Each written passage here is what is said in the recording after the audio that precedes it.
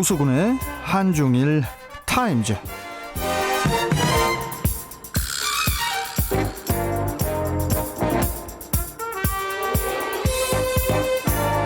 자, 급박하게 변해가는 한중일 동북아 정세를 이해하기 쉽게 풀어주는 분이죠.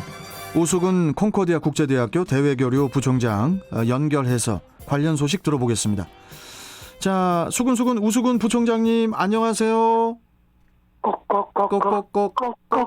아, 제가 이 방송을 준비하느라고 어저께 삼계탕도 못 먹었어요. 어떡하실래요?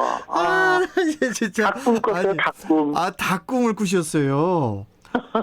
부총장님, 참, 복날이 찾아와도 지금 거리두기 때문에 같이 이렇게 여럿이 이렇게 삼계탕이나 이런 거 드시러 가시지도 못하고, 우리가 다 고생입니다. 네. 바로 좀 본론으로 좀 들어가 볼게요, 부총장님. 네네. 오늘도 준비해 온 게 되게 많아서 중국판 우버 디디 추싱이 80조 원대 몸값을 인정받으면서 뉴욕 증시 상장에 성공을 했는데 중국 당국의 표적 수사 대상이 되면서 창사 이래에 최대 위기에 몰렸다고 하는데 이게 지금 어떤 내용인지 좀 말씀 좀 해주세요.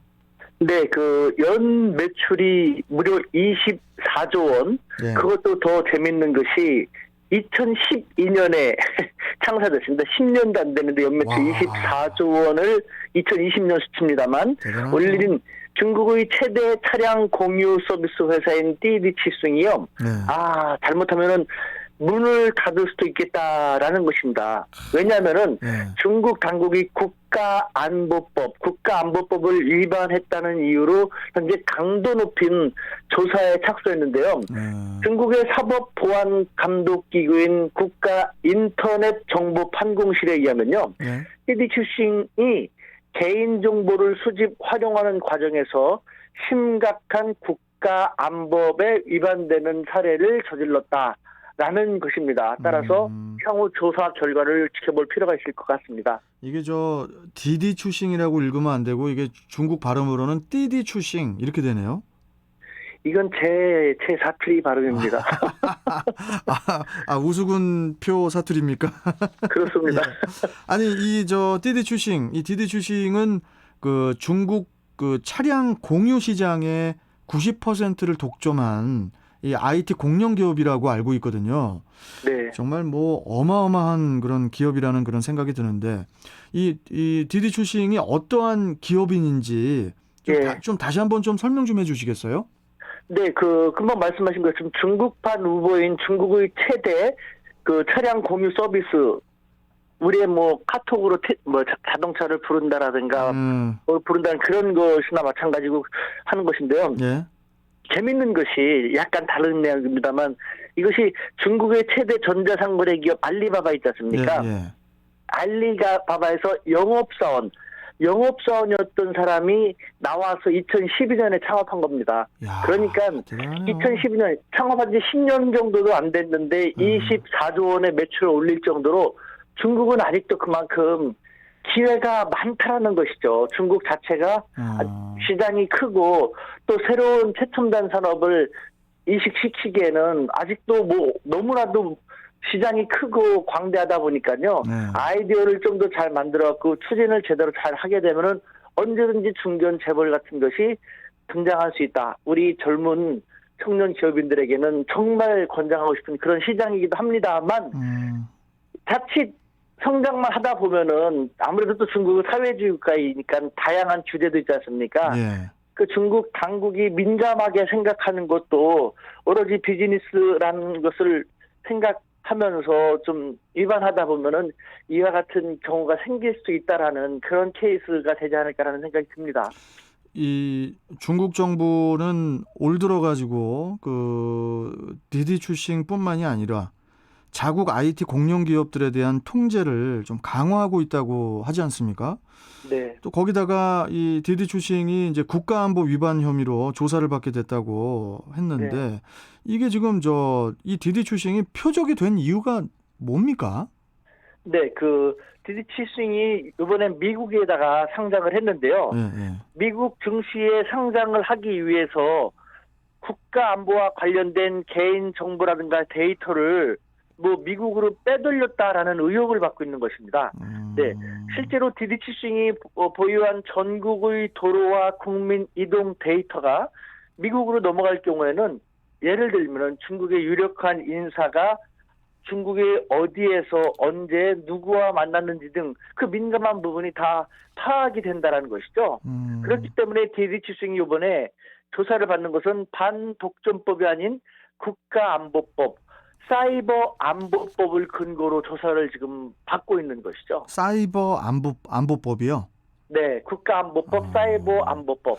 아니 뭐 부총장님 잠깐 아까 말씀하셨지만은 디디 추싱이 그 중국의 어떤 그 자료를 그 미국의 그 자사 데이터를 이렇게 미국 측에 넘겼다는 그런 소문, 또 뭐 돈에 눈이 멀어서 중국을 그러니까 조국을 배신했다는 그런 얘기도 나오는데 우리 우수근 부총장께서 보셨을 때는 어느 쪽에 문제가 있는 걸로 보이나요?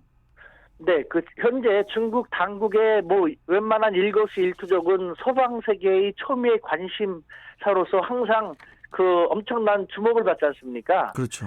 중국으로서는 적지 않은 부담이기 때문에 이와 같은 것을 고려한다면은 전혀 개연성이 없는 그런 행위를 중국 당국은 하지 않았을 것입니다. 다만 어떤 행위에 대해서 중국 당국은 봐라 국가안보법 위반이다 하겠지만 또 서구 측에서는 그 정도 갖다 뭘 그래 너무 민감하게 그러는 거 아니야?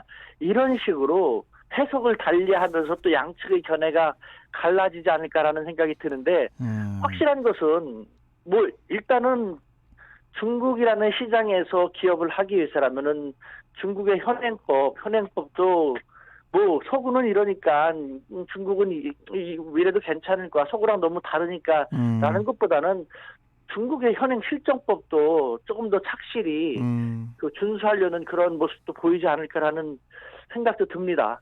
그런 노력을 좀 하면서 좀 이렇게 해외 판로를 찾아야 그래야 좀 중국에서도 뭐 지원도 해주고 이럴 텐데 그런 말씀이시잖아요.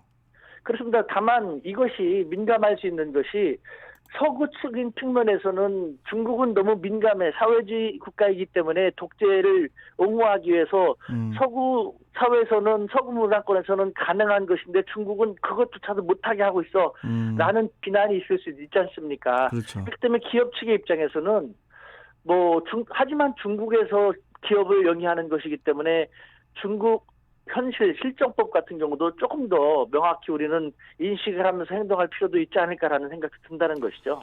그 제가 오늘 그 부총장님과 이 내용을 같이 좀 대화를 하려고 저도 좀 어제 자료를 좀 이렇게 이제 여러 가지를 봤다가 그런 생각을 잠시 했었어요.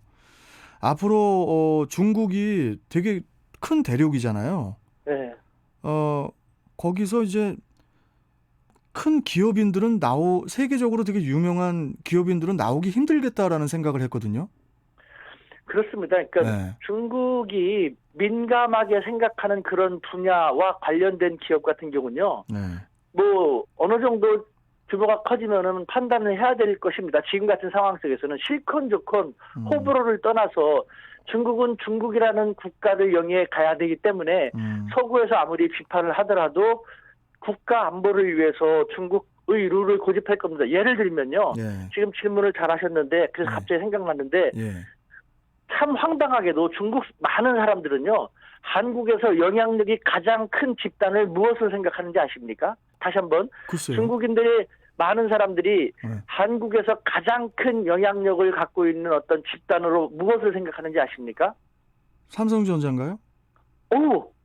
띵동. 와, 맞아요? 대단하시다. 오. 재벌입니다. 재벌. 재벌. 그러니까 우리가 생각하는 것 이상으로 재벌이 정치적인 어떤 정치 지도자라든가 그 누구보다도 한국에서 가장 영향력을 발휘한다고 하는데 중국이 우려하는 것은 이것입니다.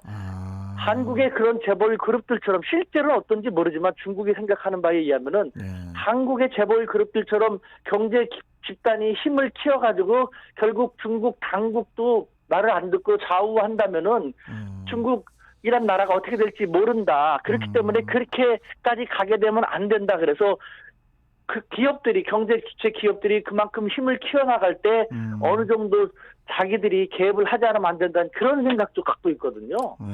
바로 이와 같은 측면에서 지금 이와 같은 현상도 나타나는 것이 아닌가라는 생각이 드는 것이죠. 이게 그러니까 체제가 다르다 보니까 이런 차이가 또 이렇게 느껴지는 것 같아요. 예, 체제가 다르다 보니까. 예, 그 나라에서 그것을 하기 위해서라면 로마에선 로마법을 따라야 된다는 것처럼 따라야 되고 아니면은 뭐 예. 나가야 된다라는 그런 것도 형성이 되는 것이죠. 그러니까요. 참. 아이고 오늘 저기 부총장님하고 중국 그 시진핑 국가주석 이야기도 좀 하려고 했는데 이 이야기는 다음 주로 좀 넘겨야 될 것 같은데 괜찮습니까, 부총장님? 엄청 많이 준비했는데 이것 때문에 삼계탕을 못 먹었는데 항상 애달케만 만들고 예, 알겠습니다. 아니 분노의 삼계탕을 예. 먹어야겠습니다. 분노의 삼계탕. 아니 예, 언제 저기 진짜 저기 스튜디오에 한번 오세요, 부총장님. 제가 저 택시비 드릴 테니까. 스튜디오에서 삼계탕 먹으면서 같이 생방송 하게 같이 해준다 먹방 한번 생각합니다. 제가 한번 먹방 한번 제가 추진하겠습니다. 그러면은. 그러면 가겠습니다. 알겠습니다. 자, 오늘 말씀 잘 들었고 또 뵙겠습니다. 고맙습니다, 부총장님. 네, 감사합니다. 네. 자, 지금까지 우수근 콩코디아 국제대학교 대외교류 부총장과 함께했습니다.